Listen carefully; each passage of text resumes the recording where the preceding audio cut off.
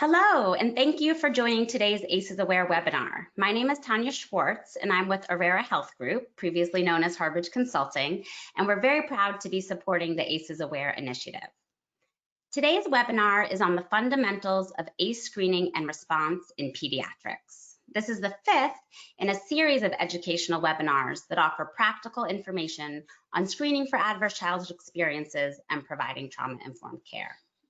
I'll start with just a few quick housekeeping items. If we run into any technical difficulties and get disconnected, please dial back into the webinar using the same link and we'll be with you as soon as we can. All webinar participants are muted, but you can submit questions at any time during the presentation using the chat feature on the panel on the right-hand side. And finally, this webinar is being recorded, so a recording, a transcript, and the slides will be available on acesaware.org by early next week. Next slide, please. So the ACEs Aware mission is to change and save lives by helping providers understand the importance of screening for adverse childhood experiences and training providers to respond with evidence-based interventions and trauma-informed care to mitigate the health impacts of toxic stress. Next slide. So today we are really pleased to welcome 4 wonderful healthcare providers who have extensive experience screening and responding to ACEs.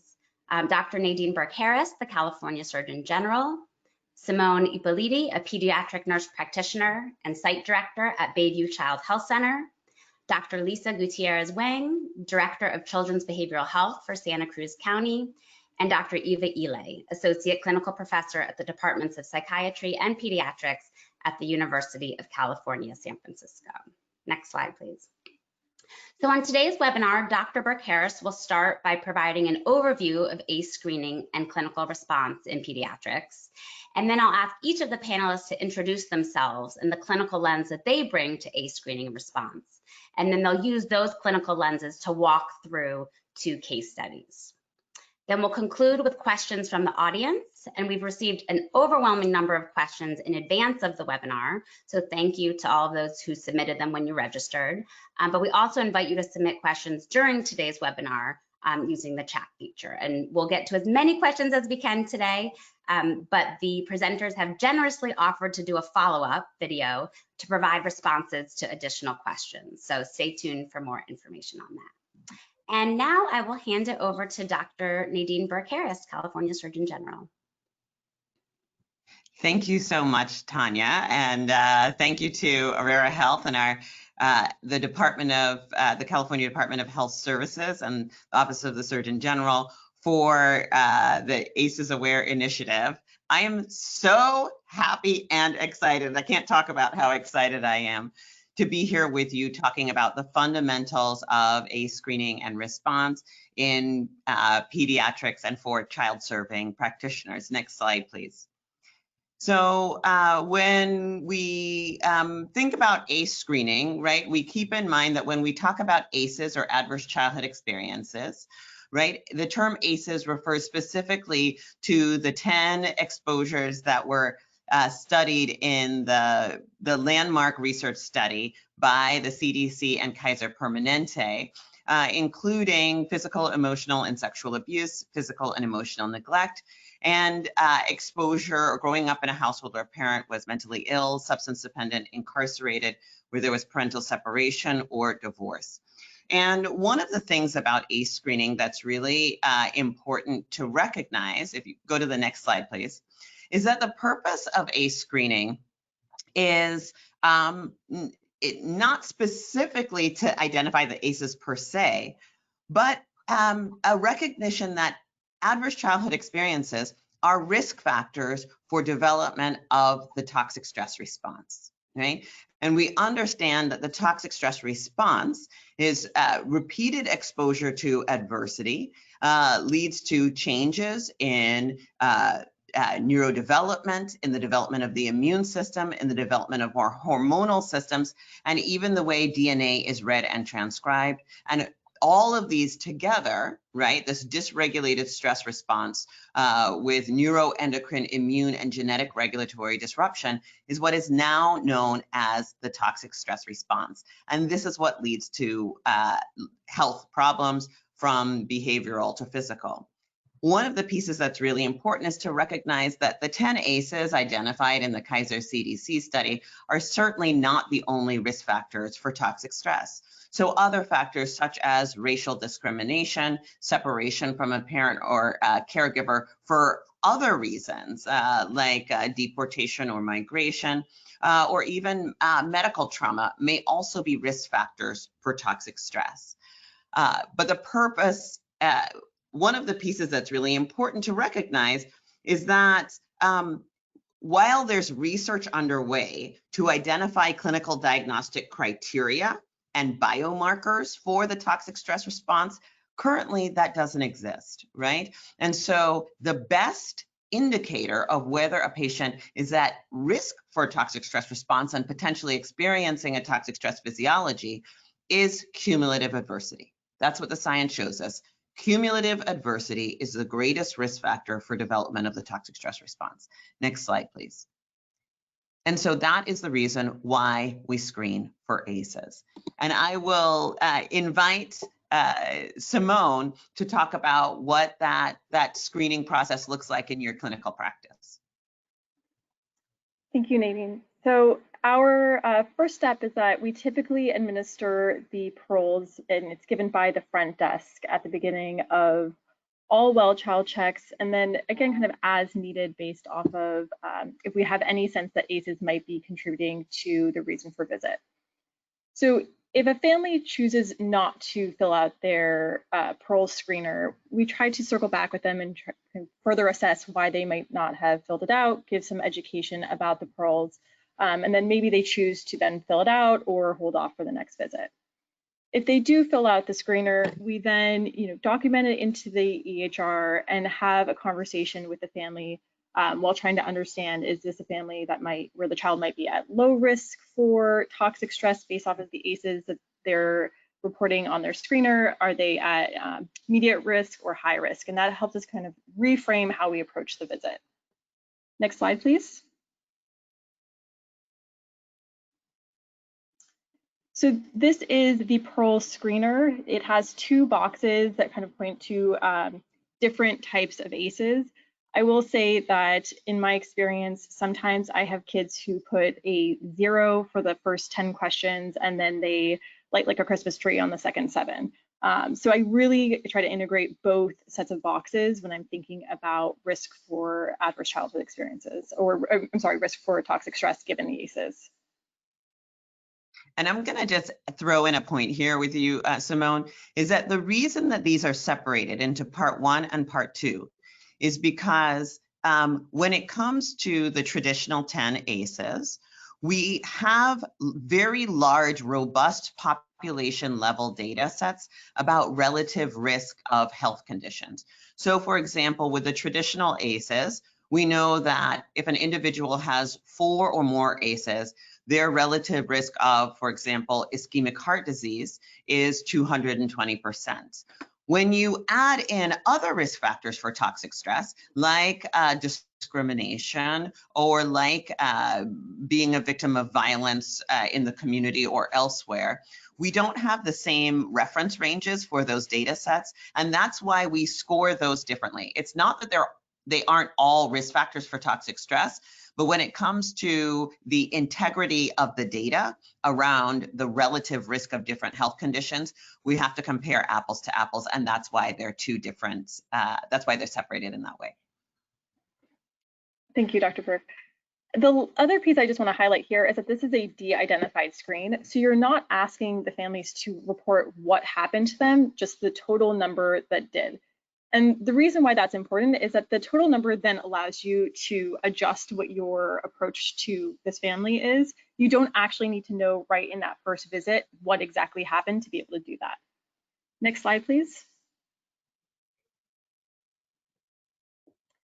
So we were talking a little bit about low risk versus intermediate versus high risk. And the reason why we talk about that is we take the score, we couple it with any kind of symptoms we might be seeing in the exam room, whether the family's coming in with abdominal pain, behavioral concerns, headaches, enuresis. And then we look at that in the larger context of what are the health conditions that this child has. Do they have asthma or other health conditions that are known to be associated with ACEs. And then that helps us kind of break down how we respond. So if a family comes in and they have an ACE score of 0, what that tells me is either they truly have an ACE score of 0, or that is kind of the score that they are ready to provide to me. And so I provide some psychoeducation around why we do this ACE screener to be able to start to normalize this process for them, because every well visit that they come back to see me, we're going to re-administer the screener. If they're in the intermediate to high risk zone, so let's say they're intermediate and they do have symptoms, then we're going to start to talk a little bit about what toxic stress is and how elevated stress hormones caused by adverse childhood experiences can start to impact our overall health and may be contributing to some of the conditions we're seeing here today. And then go ahead. No, I just want to thank you. I just want to jump in and add one other point as well, that a complete ACE screen, I think one of the common misperceptions is that an ACE score is an ACE screen, and that is not correct. As you'll see, an ACE screen is comprised of the score as well as assessing for ACE-associated health conditions, right? And as well as your physical exam and your clinical assessment. So just being clear that the combination of the score and the clinical presentation is what comprises a screen. Thank you. Next slide, please. So today we're really going to be focusing on some symptoms or health conditions that we know are associated with ACEs. And the ones we'll look at today are abdominal pain, behavioral concerns, especially within the context of school, and then breathing related issues. But I will say on a day-to-day basis, I see a lot of headaches, enuresis, ADH-like symptoms, suicidal ideation, depression and anxiety, to name a few. And these are all things that when I see them on the reason for visit, I'm wondering if there is, if the context may include a history of ACEs. Dr. Burke Harris, would you like to add anything to this slide? Sure. So this list of ACE-associated health conditions, if you'll notice, starts with more of the medical or the physical symptoms, and then the second part is the lower half of the screen is focused on more on behavioral and mental health symptoms. And one of the things that we see is that oftentimes, as providers, we make the association between ACEs and, for example, depression or anxiety, but it can be harder for us, or we often may not realize the association, the literature or the evidence showing the association between ACEs and, for example, urticaria, or ACEs and frequent infection or poor dental health. And for this reason, this list of ACE-associated health conditions is included in all of the ACEs Aware materials and is available on acesaware.org. Next slide, please. We'll jump into a few cases where, and these are de-identified real-world clinical cases that can demonstrate, just to walk through how this ACE screening works in clinical practice and how it impacts our clinical decision making. Great. Well, thank you, Dr. Burke Harris and Simone, for setting the stage for this next section. So I'd like to ask all the presenters to come on video and to introduce themselves and the clinical lens that you all will bring to these case studies on ACEs in primary care. So Simone, do you want to kick us off? Yes, so my name is Simone Ippoliti, and I am a pediatric nurse practitioner, and I'm the site director at Bayview Child Health Center. My clinical lens is really approaching these cases from a primary care and community health perspective. Right. I'm Lisa Gutiérrez Wang. I am a clinical psychologist. Most formative in the way that I approach my work was actually my training at the Child Trauma Research Program at UCSF. And there I really, learned about placing a child within the context of their primary caregiving relationships and also applying a dual trauma and attachment lens to my clinical interventions. So as I work with children and youth and families exposed to ACEs and with toxic stress, I'm always thinking about ways to build individual child coping capacities, and then also really strengthening the caregiver's capacity to be an effective buffer.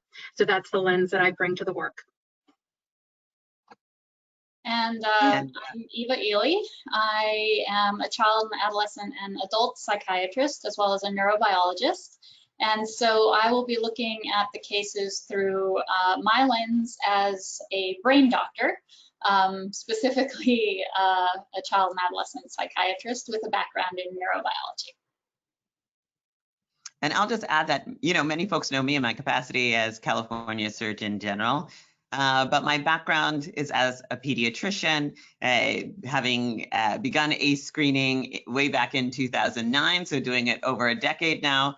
And I come to this in additionally in my role as a researcher, has done with the Bay Area Research Consortium on Toxic Stress and Health, identifying biomarkers for toxic stress and really doing research on toxic stress physiology as well.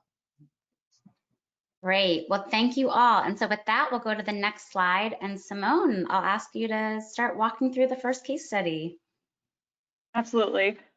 So our first case is about a 5-year-old male and an 8-year-old female siblings who came to our clinic as new patients with their grandmother. And because it had been so long since their last medical visit, we decided to do a well child check. Now, as I said before, every well child check, we always administer an ACE screen. So I actually knew the ACE score before I even entered the visit. Next screen, please. So the grandmother let me know that the 5-year-old was having abdominal pain that started about 5 months ago. It typically occurs at night before bed. He doesn't really have any clear triggers. He doesn't have any changes in his bowel pattern, no urinary symptoms, but he typically feels better when his grandmother lies down with him at night. They haven't tried any medication, and she doesn't have any behavioral concerns, and he is otherwise well. Next slide, please. So for the 8-year-old sister, grandmother mentioned that she's been having some behavioral problems in school, that the teachers would like an ADHD evaluation because she's been having difficulty concentrating in the classroom and has been having angry outbursts. This has been going on for about 6 months when school started. Now, she typically struggles with periods of transition, so when she's switching between activities or when she doesn't get what she wants. And the teachers are really concerned because she's starting to fall behind in class, even though the last school year, the teachers didn't have any concerns, and she'd actually previously been a really good student. She's otherwise physically well. Next slide, please. So for both kids, they were born full term, and they both had some mild delays earlier in life that seemed to resolve by the time they started their school year. Next slide, please. So getting back to what I was saying, before I even started the conversation, I knew the ACE score, and that is really important because I see that they both have an ACE score of 5. And what that is doing is it's allowing me to reframe my approach to the visit. So I'm not necessarily thinking about what is wrong with these two children, but what happened to them. And I would actually take it a step further to say, I don't even necessarily need to know what happened to them to know that there was an existence of a history of childhood adversity. And that is really going to inform how I approach this case. So for the 5-year-old, his physical exam is pretty unremarkable. His abdomen's non-tender, no masses. His urine analysis was negative. For the 8-year-old, her physical exam was unremarkable. And because these symptoms have only been present for about 6 months, I actually don't think that ADHD is what we're looking at here. So what I know so far is they have an ACE score of 5 and that both of their symptoms started around the same time. So now I'm starting to think that both of their symptoms might be related to their adverse childhood experiences. And in the case of the 5-year-old, I'm thinking that his abdominal pain is likely related to toxic stress physiology. For the 8-year-old, I'm going to take that a step further and say that I think that her emotional dysregulation in school might be related to complex developmental trauma, which I would kind of consider as within the realm of toxic stress. Next slide, please. So the very first thing I do in every visit when I have a positive ACE score is I educate the caregiver about the connection between the ACEs and what I'm seeing in the room with the symptoms that I'm seeing. And so I talked to the grandmother about ACEs and toxic stress presentations and how I think that what the children have experienced might be contributing to what we're seeing here today. And then I typically take a beat and let that sink in, because for some caregivers that can be really distressing to hear. For some caregivers, it's really relieving.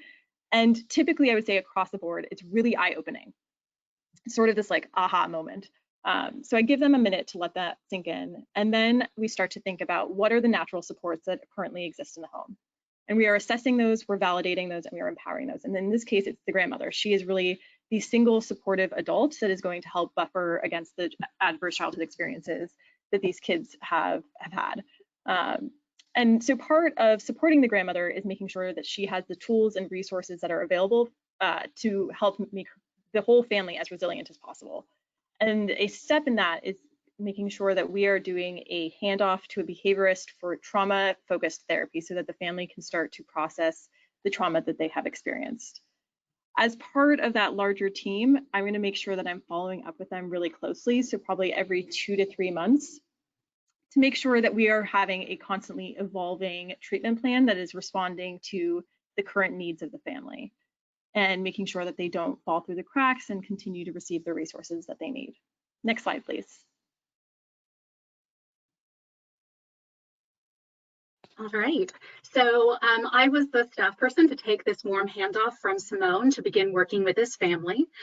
So when I am introduced to new families, my primary focus is going to be really on engagement and building a relationship and connection, as well as really in reinforcing the framework. So once again, reiterating the importance of the ACE screen and the conversation that they had with their primary care provider, and really placing that frame around our intake process so that the questions that I ask, the conversations that we're having continuously come back to ACEs and toxic stress and the need to support the caregiver and the child in moving forward. So a big piece of my work with this particular family was really better understanding this grandmother's needs, as she was the primary caregiver for 2 very young children. And so part of that conversation more and more came out around recent stressors. So those stressors happening within that last 6 months that was actually exacerbating some of these presenting issues with both children. Next slide. Okay, here we go. So what came out very early in the conversation, once I really created this framework that we were working on ACEs and toxic stress, was that the grandmother actually had a very extensive history with ACEs. So I'm going to say 4+, but it was much higher than that. And when we were talking about additional adversities, it also came out that she had had a lot of experiences that really directly were related to racism and discrimination. This was a family of color. So we spent a lot of time actually looking at the caregiver's needs. So finding out about her history, and then also recognizing that she was struggling with multiple chronic medical conditions, and that this was taking her away from the home for periods of time where she was not available to these 2 children. So a big part of what we did is actually work to get her connected, and in some cases reconnected to her own primary care, specialty care, and behavioral health providers. And so that was really a key focus of our initial work. We also then started talking about the recent stressors, which included actually the biological parents coming back into the picture, reemerging, and actually coming to the family home unexpectedly. And so this really did heighten the sense of anxiety within the home and instability. The children were very much responding to the parents coming in without notice and the interactions. So a lot of the work was really focused on supporting the caregiver so that she could be a stable buffer for the children. So once again, getting her connected to her healthcare services to make sure that she was addressing those particular needs, and then really providing coaching and thought partnership around how to establish appropriate boundaries for when the parents were coming in, and how to speak to the children in age-appropriate ways about those interactions that they were having with their parents. So those are really kind of the key components. I will note that after that warm handoff, this process of really obtaining this history and supporting the caregiver did happen over multiple weeks, and we would meet for about an hour and a half. So really also highlighting that when I received the referral, I had this de-identified ACE score, so 5 for the children. But it was really sitting down with the caregiver, establishing that relationship in that space and that containment, that we really were then able to unpack what those adversities actually were for both of the children, but also for the caregiver. And that really then formulated our treatment plan moving forward, which of course included continued support of the grandmother, and then also preparing the children for their own engagement in therapy. So for the younger child, that was child-parent psychotherapy, a dyadic 2-generational approach. For the older child, that was individual therapy with lots of collateral with grandmother. All right, next slide.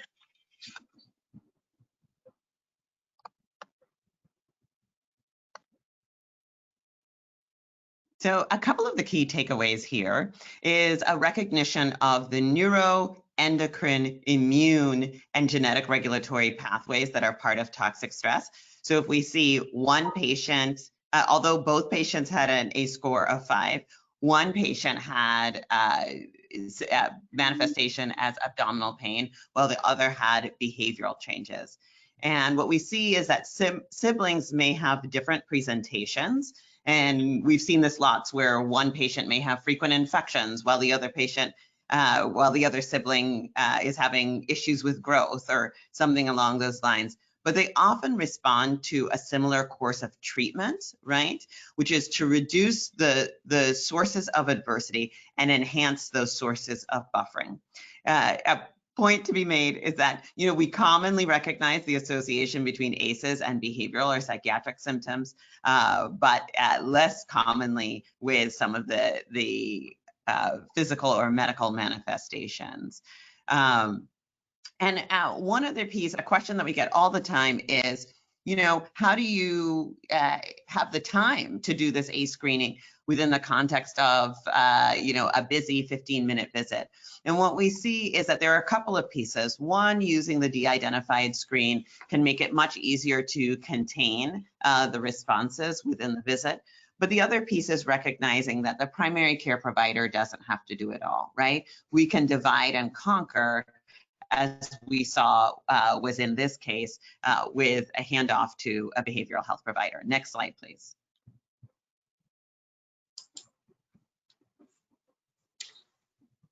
So my role in this effort to support these children had less to do about direct service provision and more to do about offering information about the impact of toxic stress on brain function.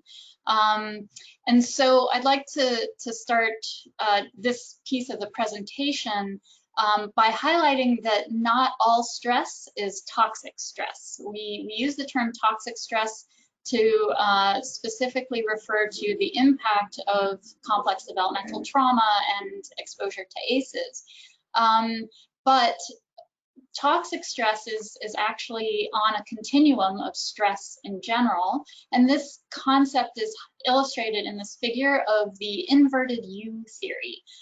It demonstrates the relationship between pressure, in this case, the label of catecholamine release, or otherwise conceptualized as arousal, and performance, which in this graph is the axis of PFC or prefrontal cortex abilities. And this theory, this inverted U theory, has existed for over 100 years. But it's actually been only recently, as we start to understand how the brain actually works, that we've come to understand the neurobiology that drives this phenomenon. So this is the reference to the catecholamine release that is associated with the increase in arousal state. And the fact that it's the prefrontal cortex that's behind our functioning as humans and the behaviors that we see.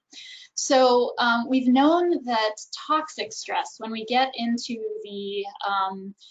the other side of the U, after we've gone beyond the sweet spot at the top of the U, that's when we start understanding that toxic stress negatively affects brain function. We have come to understand that anxiety impairs working memory. So if you notice that I am stumbling in my efforts to find words, well, that's a reflection of my anxiety state during this presentation. We also have recognized for decades now, using small animal model systems, that stress hormones actually cause cell death in specific brain regions, particularly these brain regions that are associated with working memory. Specifically, one area in particular is the hippocampus. So we know that stress equals death in terms of hippocampal neurons. And finally, when we think about the stress response behaviors, these fight or flight or freeze mechanisms, we can recognize that these behaviors actually mimic symptoms associated with certain psychiatric disorders. These symptoms include impulsivity, distractibility, and even oppositionality. Next slide, please. So when I'm thinking about potential interventions, now, in my role as a psychiatrist embedded in the clinic, offering recommendations to the primary care providers about what pharmacologic interventions could be helpful. In circumstances where we see these behavioral manifestations of the stress response, the medication that I think about most often is guanfacine. It goes by the brand name of Tenex or Intuniv. And it's a remarkably effective medication for treating the stress response and those behaviors associated with it. Guanfacine is a selective alpha-2 agonist, and as such, it works directly on the brain in different parts of the brain. It works on the postsynaptic receptors in the prefrontal cortex in order to modulate attention, impulsivity, and working memory.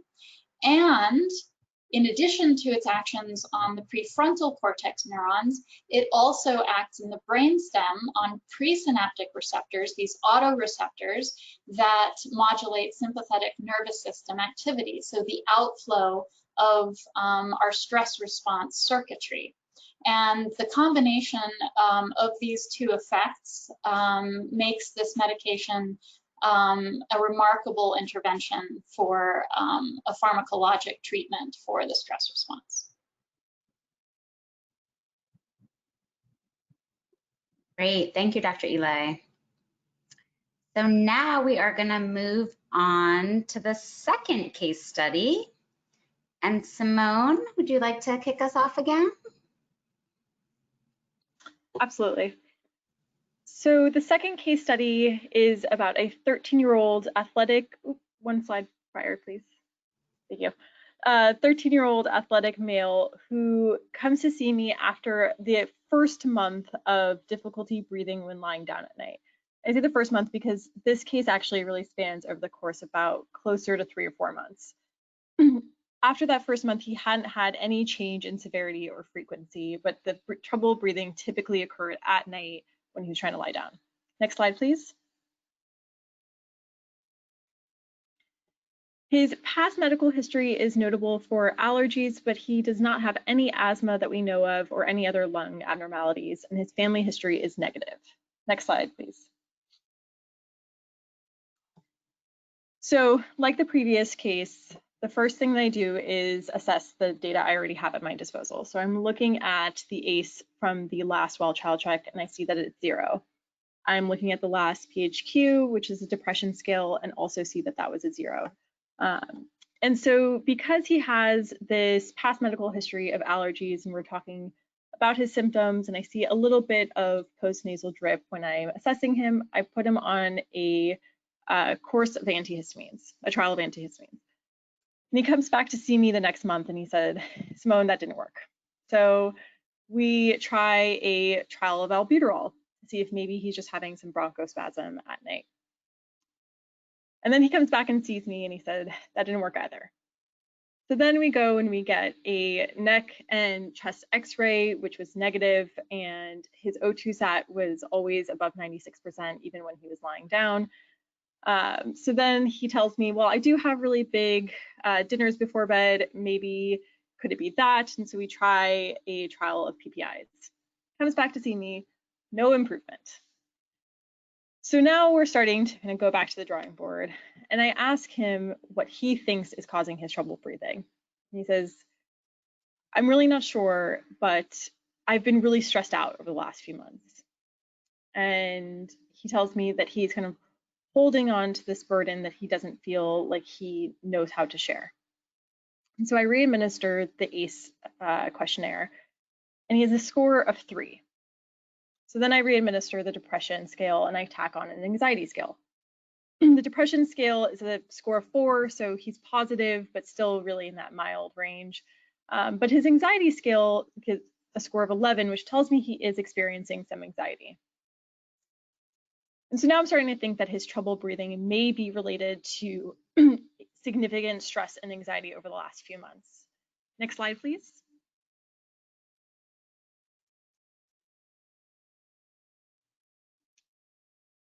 So the very first thing I do, similar to the last case, is that I try to create a connection for him between his ACE screener and his symptoms, and help him understand how the increased stress hormone over time may be contributing to his troubled breathing at that time. And the next thing we do is we try to find those natural supports. So we're trying to identify who are his supportive adults. And he shares that even though he hasn't shared or disclosed the content of the ACE screener with his parents yet, they are his supportive adults. And so we work out some kind of tools and pathways towards disclosing this information to them in a way that feels safe.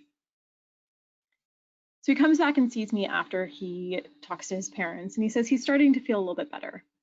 But we know that at the point that a trauma really gets under your skin and starts impacting the way that your body processes stress, that is not going to be as simple a fix as just disclosing. So we started to work on what we call the ACEs Aware Self-Care tool, which looks at the 6 domains of wellness. And that includes sleep, exercise, nutrition, mental health, mindfulness, and healthy relationships. And in his case, he has nutrition and exercise down. He does great. So we really started to look at how can we improve those other 4 domains? How do we work on his relationships, his sleep, his mental health, and his mindfulness? We set some goals around that he actually self-selected, so he was able to really get a sense of what was realistic for him to work on over the next month. And we decided to follow up in another month. By the time he came back to see me, he said he was no longer having any trouble breathing, and he was starting to feel a lot better. Next slide, please.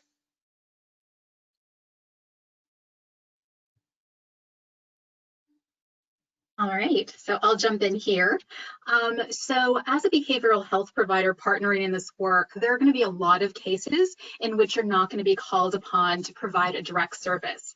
And this is one of those key examples. This is a youth with an ACE score, and the intervention and support is happening with the primary care provider. So to note that behavioral health intervention is not always going to be indicated, and there are some cases where actually exposure to ACEs and toxic stress physiology or symptomatology is maybe in the higher, that intermediate or higher risk range that might indicate that a behavioral health intervention would be helpful, but that a client or family just might not be ready to engage at that level of care. So recognizing one, that we may not be called upon, or we may not be called upon yet, and that we can be there to continue to provide consultation to the primary care provider, and as they continue to work with the youth and family, there might be other opportunities to be included in the care in the future. Next slide. All right. So if you are partnering, and especially if you are embedded within a clinic, there are definitely lots of ways that a behavioral health provider can provide this additional support to the PCPs. So that could be by providing information. So in this particular case, if Simone was really trying to think about maybe internal or external triggers that might be happening at night that are causing this problem with sleep, the behavioral health provider might be a really good source of information, specific resources or tools, psychoeducational materials that could be made available, and really just to provide additional thought partnership. So that is one particular role that behaviorists can provide, especially if they are available and embedded within a clinic setting. Next slide.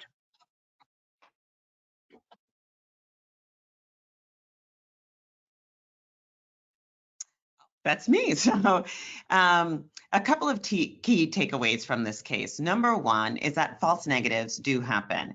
And that's not an indication of not to screen. In fact, it's the opposite. Routine screening helps to normalize inquiry and also helps patients to be able to make that association between those experiences of adversity and their health. Right? And so that is a really important role that we can play as primary care providers to help patients make that connection. It also reflects the importance of continuity of care, because although a patient may not disclose at the first time that they're asked or the first time that they're questioned or they're screened, right? Developing that relationship, right? The relationship between the primary care provider and the individual or family is so important, and that can really be a vehicle to enhance getting this important information. Another important takeaway is that many ACE-informed treatment plans can be managed within the primary care home. Even if you have access to mental health care services, it doesn't necessarily mean that the patient has to see a mental health provider. Understanding that an overactive stress response may be part of the physiologic mechanism that is part of the patient's presenting symptom can be a really important part of number one, informing your clinical decision making and walking through that differential diagnosis, right, to be able to better arrive at a more effective treatment. Next slide, please.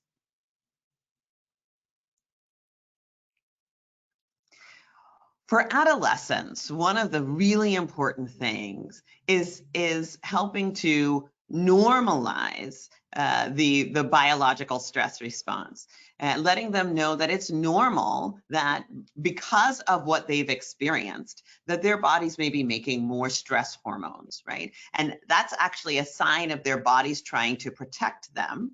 But because of what they've experienced, that this can have an impact on their health. And so we really want to focus on strategies that help to reduce the activation of the stress response. And so when we look at those 6 domains of sleep, exercise, nutrition, mindfulness, mental health, and healthy relationships, right? All of these interventions are interventions that are documented to reduce stress hormones, reduce inflammation, and enhance neuroplasticity. And we recognize those are all aspects of the mechanism of toxic stress.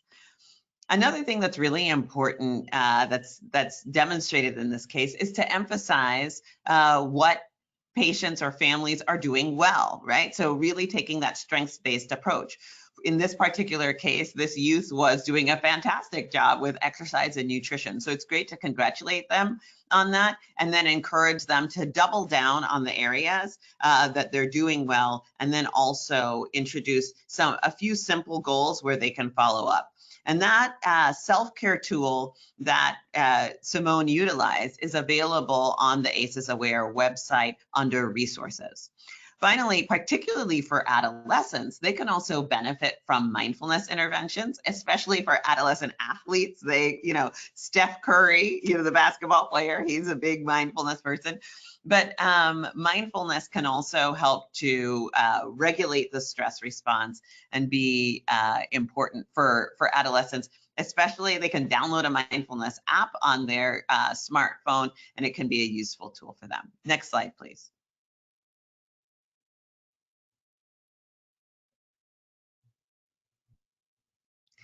So I want to emphasize that this information and lots more information about ACEs and toxic stress, trauma-informed care is available on the ACEs Aware website. And providers, in order to qualify for the reimbursement, need to take the training and attest to having taken the training by July 1st. And after July 1st, in order to be reimbursed, it's required that providers have made that attestation.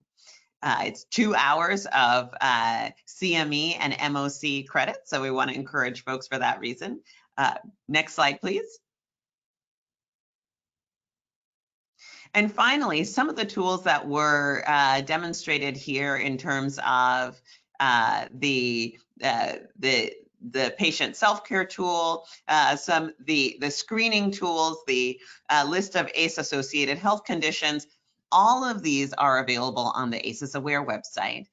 You'll also find a provider toolkit that is downloadable, that you can get all of these resources available on that website. And in addition, on the ACEs Aware website are resources not only for providers, but also for patients. Patient handouts on what are ACEs and why do they matter? Toxic stress, these domains of wellness, these are things that are available as patient handouts. So I encourage folks to go to the website and explore the resources that are available. Next slide, please.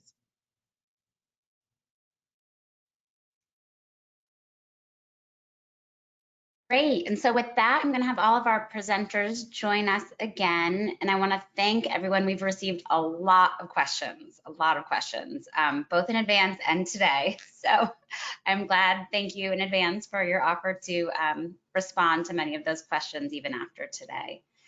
So my first question is for Simone and Dr. Gutiérrez Wang.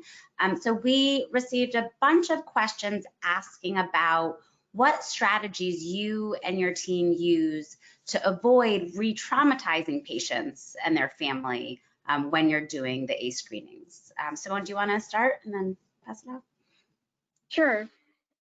So I would say the most significant thing we do is we're really attuned to what the family's readiness to kind of engage in that conversation. And the first time that I administer an ACE score, I'm not looking to find out what those ACEs are. If anything, I mean, I take in the ACE score, I explain why we ask these questions. I try to make a connection to the larger picture, but I'm not looking to really delve into the family's trauma, because we haven't yet created that trusting relationship for me to be able to successfully hold that space for them just yet. So the idea is you're really kind of honing in on continuity of care and developing that relationship over time with that family, or making those connections to mental health clinicians who can hold that space a little bit better. For me, I think the biggest piece is really around the planning. So before you actually start screening for ACEs, really preparing your clinic staff. So that's the administrative staff, your medical assistants, your primary care providers, everyone within the system around the rationale. So why are we screening for ACEs? Because we know that exposure can increase risk for toxic stress, and that has impacts on health. So being really clear about the rationale. And then the next piece really, I think, is normalizing the screening process within the clinic. One thing that I felt was really helpful were the posters that we have or still have up in the clinic, both in the waiting area, in the individual exam rooms. And they say things like, we screen everyone. We screen everyone because we know that adversity and trauma can impact your health. And asking is providing good care, right? So anyone who sees that sign, and we have them in multiple languages, you know, understands that if you are presented with the ACE screening form, it's not because you've been identified as someone that we are curious about. It's really about everyone, because this is part of good healthcare. So I think that piece of preparing your staff, normalizing the screening process, if you are having your front desk or medical assistants introduce the screen, really giving them tools on how to present it, understanding that if folks have questions and they feel like they can't answer them, to give them language around saying you can talk to this, or you can talk to your PCP about this further, and that they don't need to complete it, right? This idea that it's not something mandatory, or they're not being placed in this position of needing to get this information, or this need to get an accurate number, right? Really kind of giving the tools in that context so that staff understand what their role is in the process and when they can hand it off to the next partner, because this is really about a team-based approach. The last thing I'll say is really being thoughtful about whether you're going to use the identified or the de-identified version. I think, you know, the de-identified gives you just, there's so much value in it. It gives you that dose, so you get the, you know, the amount of exposure, and that gives you information around risk for toxic stress, but it doesn't require that you need to get into the individual forms of adversity that the child may have been exposed to. I think for some clinics, they may choose to go with the identified version, but I think that has to be really within the context of understanding what your internal resources are within that clinic setting, including, you know, if you have integrated behavioral health or other folks who can step in to really provide that additional containment if individuals are triggered by, you know, completing that particular tool. Lastly, I'll just say that the response that we get from most adolescents or caregivers that are completing the ACE screening tool is that they really welcome it. These are experiences that they've had. So overall, it's a really positive experience, and I think that's really important to highlight. Thank you. One last thing I would add to that is just the importance of explaining, as the primary care provider, explaining to families, acknowledging that you read it, that you read the ACE screener, and that you then reflect it back to them. You explain to them why it's important. That is so crucial to having an effective ACE screen, because I think sometimes, you know, we're moving so fast and we're trying to get everything done, and we just look at the screens and then continue. But what's so important is really making it clear to families why it's so important that we ask these questions, and then acknowledging the honesty with which they you know, responded to that screener, and that you value the, you know, the space that they allowed us to participate in. I promise it is honestly like a 60-second spiel that I give every time. It does not add very much to in terms of like time to my visit, but it is so invaluable to really close the loop on that. And Simone, speaking of that, we received a question asking if you could give an example of how you would give the results to the grandmother in case one, in terms of the types of words you would use. Is there anything you want to say about kind of how you talk about that? Yeah, so I typically, when I am reflecting on a ACE score, I let the caregiver know that that the score reflects that these children may have experienced a higher level of adversity that may be impacting their health. I believe that this adversity may be causing essentially an imbalance of the stress hormones in their body, and that stress has really gone within the skin and is impacting how their body processes stress.